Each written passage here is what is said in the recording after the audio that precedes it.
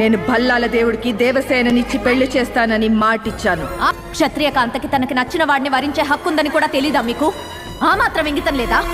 ఈ శివగామి మీద గొంతెత్తడానికి ఎంత ధైర్యం!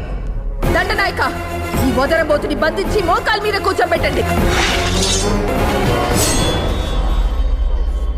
దేవసేన ఒంటి మీద చెయ్యి పడితే బాహుబలి కత్తి మీద పడినట్టే. అమ్మా, దేవసేన గౌరవ మర్యాదలకి భంగం రానివ్వనని మాటిచ్చాను.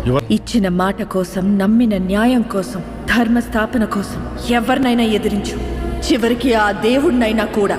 అదే ధర్మం, అదే క్షత్రియ ధర్మం. ఒక ఆడదాని మనసు తెలుసుకోకుండా నీ కొడుక్కి మాట ఇవ్వడం తప్పు. నువ్వు తప్పు చేసావమ్మా. శివగామి చేసింది తప్ప. నిన్ను యువరాజుగా పట్టా